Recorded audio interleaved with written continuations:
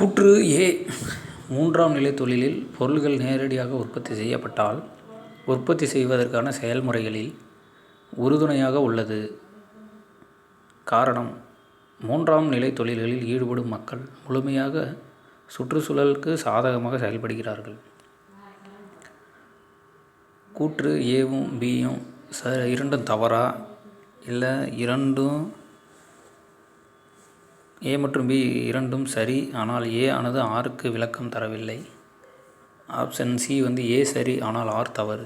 Option D ஏ மற்றும் R இரண்டும் சரி, ஏவானது ஆருக்கு சரியான விளக்கம் தருகிறது. நல்லா படிச்சுட்டு எந்த ஆப்ஷன் கரெக்டோ அந்த ஆப்ஷன் இது பண்ணுங்கள்.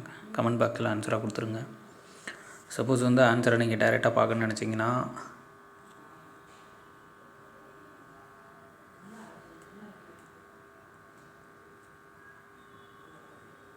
9th சோசியல் சயின்ஸ் புக்கு 234வது பக்கம் இருக்கிறது.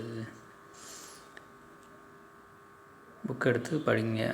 அதே போல் புக்கில் நம்ம டைரெக்டாக புக் இல்லாதவங்களுக்கு நைட் மோடில் எப்படி வச்சு படிக்கிறது, அதே போல் அந்த பிடிஎஃப் எப்படி டவுன்லோட் பண்ணுறது அப்படிங்கிறது இந்த வீடியோலையும் கொடுத்துருக்கோம். சப்போஸ் புக்கே இல்லை அப்படின்னா அதையும் எப்படி டவுன்லோட் பண்ணுறது அப்படிங்கிறதும் சமச்சீர் இந்த மாதிரி இதில் கொடுத்துருக்கோம். நீங்கள் நம்ம இந்த வீடியோஸ் மூலியமாக சில விஷயங்கள் உங்களுக்கு தெரிய வரும். அதன்படி படிச்சிங்கன்னா நிறையாவும் படிக்கலாம், டயர்டும் ஆக மாட்டீங்க. எப்பயும் மறக்காத மாதிரியும் நீங்கள் படித்து வச்சுக்கோங்க, அதான் நல்லது. சும்மா படிக்காதீங்க.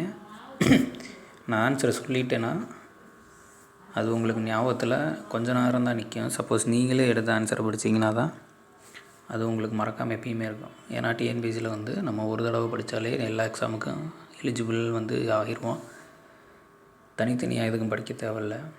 டெட்டுக்கும் யூஸ் ஆகும், கோர்ட் எக்ஸாம்ஸ் இந்த மாதிரி எக்ஸாம்ஸுக்கும் யூஸ் ஆகும். அதனால் கன்ஃபார்ம் ஒரு வேலை கிடைக்க இதுதான் ஒரு சிறந்த வழின்னு நினைக்கிறேன்.